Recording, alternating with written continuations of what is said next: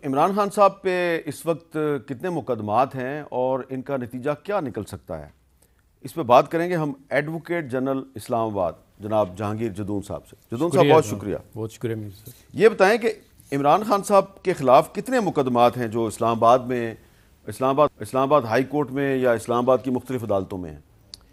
इनके ख़िलाफ़ काफ़ी मुकदमात हैं। एक तो जो आपको पता है कि जो 26 मई को जो आए थे उसमें के अंदर भी इनके ख़िलाफ़ पर्चे हैं, और जो मेन इनके केस हैं एक मरगला 780 का है और एक संज्ञानी जो है पुलिस स्टेशन में 780 का, जो दो केस जो है चल रहे थे 780 और उसमें एंटी टेररिस्ट 109 भी लगा हुआ है। और इनमें एक जो फॉरेन फंडिंग का आज जो केस था स्पेशल जज सेंट्रल के पास बैंकिंग के पास, एक वो केस था। अब इसके अलावा इनके इस्लामाबाद हाई कोर्ट में भी केसेस चल रहे हैं, इलेक्शन कमीशन ऑफ पाकिस्तान के अंदर भी केसेस चल रहे हैं। तो मेरे पास जो तफसील है उसमें यह है जी कि ममनुआ फंडिंग केस है जी, इमरान खान साहब पे बड़ा अहम है, और इलेक्शन कमीशन ऑफ पाकिस्तान के बाहर एहतजाज का केस है। इसके अलावा जो है वो तोशाखाना का केस है, और इसके अलावा उनकी मुबैना बेटी का केस है जो कि इस्लामाबाद हाई कोर्ट में ज़ेर समात है। पार्टी सरबराही से हटाने का केस है, तौहीन इलेक्शन कमीशन का केस है, पुलिस अफसरान और एक खतून जज को धमकाने का केस है, और जो ये लॉन्ग मार्च में तोड़ फोड़ के केस हैं उसका भी जिक्र किया अभी जहांगीर जदून साहब ने। तो ये केस तो चल रहे हैं, लेकिन इमरान खान साहब कभी जब उन पर हमला नहीं हुआ था तो उस वक्त पेश होते थे अदालतों में। अब वो कहते हैं मैं ज़ख्मी हूँ तो मैं पेश नहीं हूँगा। देखिए मीर साहब, वो ख़ुद कहते हैं कि रूल ऑफ लॉ होना चाहिए और कानून सब के लिए बराबर है। आज आप सोचें कोई आम बंदा होता, उसको प्री रेस्ट बेल पहले तो मुश्किल से मिलती है, और जब एक जगह दो दफ़ा ये क्रिमिनल जो भी लाज काम करते हैं ये कोर्ट के अंदर, क्रिमिनल जो प्री रेस्ट बेल होती है इसमें मैक्सिमम 2 हफ्ते का टाइम होता है, वो भी मुश्किल से मिलता है एक आम बंदे को। वो कहते हैं ये इधर करो या उधर करो। अब ये जो है जानबूझ के इनको जो प्री रेस्ट बेल दी गई है इन केसेस में, इनमें अक्टूबर में ये प्री रेस्ट बेल लेके गए। अब इनको अरेस्ट कोई ज़बरदस्ती नहीं कर रहा, हो सकता है प्री रेस्ट बेल कंफर्म हो जाए इनकी, इनको अरेस्ट न करें। ये तो अब इन्होंने ऐसा एक हाइप क्रिएट किया है। लेकिन आज देखा हमने इस्लामाबाद हाई कोर्ट में एक दरख्वास्त दोपहर को दायर हुई और वो दरख्वास्त लग भी गई और उनको रिलीफ भी मिल गया। उस पर बेसिकली ये था कि आप जब तक हमारा ये हाई कोर्ट के अंदर सिस्टम है, जब तक खुद नहीं आते आपका जो थंब है वो वेरीफाई करते कि वही बंदा है, उसके बाद केस लगता है।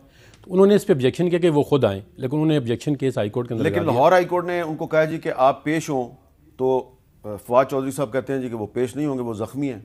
देखिए ज़ख्मी कोई मेडिकल अभी तक ना कोई मेडिकल बोर्ड बना है, ना उनकी कोई मेडिकल रिपोर्ट किसी डॉक्टर ने ये कंफर्म किया है कि ये इज़ अनएबल टू ट्रैवल, ये पेश नहीं हो सकता। अभी तक रिकॉर्ड के अंदर कोई ऐसी बात नहीं है कि जी इसको क्या इंजरीज आई हैं और क्या कब तक ये हील अप होंगी, कब तक जो है ये अनएबल टू ट्रैवल है। और रोज़ाना देखें आप टीवी पे आ जाते हैं, तो कोर्टों का एहतराम ये मेरे ख्याल में इनको अदालतों ने बहुत ज़्यादा कंसेशन अभी तक दी हुई है। अभी देखें एक आम बंदे और इनकी वो उस दिन भी आप किसी ने पता नहीं किधर रिमार्क्स दिए जी, वो आम आदमी तो नहीं है इमरान खान, इसको तो वाकई जो है ना वो एक ख़ास आदमी हो, इसको ख़ास एक प्रिविलेज दिया जा रहा है। अब इन अदालतों ने बार बार कहा जी आप हमें, आज जो बैंकिंग कोर्ट में केस था उसमें यह था कि कतई आखिरी मौका है, हालांकि सुप्रीम कोर्ट ने खुद कहा है कि कतई आखिरी मौका कोई भी नहीं होता। इन्होंने कहा जी आप लास्ट अपॉर्चुनिटी है कि आज अगर नहीं आएंगे तो हम फैसला कर देंगे। फिर आज इस्लामाबाद हाई कोर्ट ने उनको रोक दिया है कि नेक्स्ट डेट तक हमें मेडिकल रिपोर्ट दें, और 22 जो है फरवरी तक उसका केस जो है दोबारा रोक दिया गया। अब जो इनका आज जो केस एंटी टेररिज्म कोर्ट ने कहा जी आपकी एग्जम्पशन हम कब तक देते रहेंगे। उन्होंने पहले 11 दफ़ा इनको दिया है, 11 दफ़ा एग्जम्पशन दी। अब एक आम आदमी को बताएं कितनी दफ़ा एग्जम्पन मिलती है। वो कहते हैं जी लाहौर को दूर तो नहीं, आप एम्बुलेंस में ले आएँ। तो ये बताएं जदून साहब के, क्योंकि आप एडवोकेट जनरल हैं तो हुकूमत का हिस्सा हैं, निज़ाम इंसाफ जो है उससे आपका बराह रास्त ताल्लुक़ है, तो हुकूमत जो है वो ये सोचती है कि फ़र्ज़ करें कोई अदालत इमरान खान साहब की गिरफ़्तारी का हुक्म दे देती है, तो अगर आप उनको गिरफ़्तार करते हैं तो उनको कहाँ रखेंगे, लाहौर में रखेंगे, पिंडी में रखेंगे या कहीं और रखेंगे? देखिए ये तो अब जब गिरफ़्तार होंगे तो पता चलेगा। अब देखें हुकूमत तो नहीं अभी तक आगे हुकूमत गिरफ़्तार करना चाहती है, वो अपने केसेस परसू कर रहे हैं। अगर वो नहीं आते कोर्ट में तो कोर्ट के पास क्या ऑप्शन है, वारंट इशू करेंगे, बेलेबल नॉन बेलेबल इशू करेंगे, तो फाइनली वो ऑर्डर करेंगे। सवाल इसलिए किया है कि जो आपके वज़ीर दाखिला हैं राना सनाउल्लाह साहब, उन्होंने ये कहा था कि इमरान खान को मैं गिरफ़्तार करूंगा तो वहीं पे रखूंगा जहां उसने मुझे रखा था, तो वो तो लगता है कि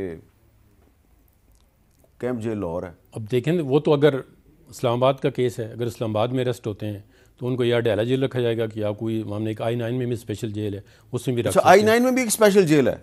ये एक जेल हमने एक पीछे डिक्लेयर किया था कि वहाँ पे भी एक जो है ना प्रेमिसेस को डिक्लेयर किया गया है सब जेल इस्लामाबाद के। तो ऐसा नहीं हो सकता कि बनी गाला को आप सब जेल डिक्लेयर कर दें? ये तो गवर्नमेंट की डिस्क्रिप्शन है जो चीफ कमिश्नर है वो इस्लामाबाद के अंदर पावर है उसके पास, वो गवर्नमेंट जो है किसी भी जगह को अंडर द सर्कमस्टांसेस जो है वो सब जेल डिक्लेयर कर सकती है। अच्छा, एक और भी मैंने आपसे बात पूछनी है कि शेख रशीद साहब का जो लॉयर है जी जी, वो मुझे बता रहा था जी कि शेख रशीद साहब को जेल में बहुत तंग किया जाता है। तो जब आप एडवोकेट जनरल नहीं थे तो मुझे याद है कि आप बहुत से जो सियासी कैदी हैं और सहाफ़ी हैं, आप उनके वकील बन जाते थे रज़ा कराना तौर पे, फीस भी नहीं लेते थे आप उनसे। जी जी, इस तरह। और आप अक्सर कहा करते थे कि ये सियासी इंतकामी कार्रवाइयाँ बंद करो।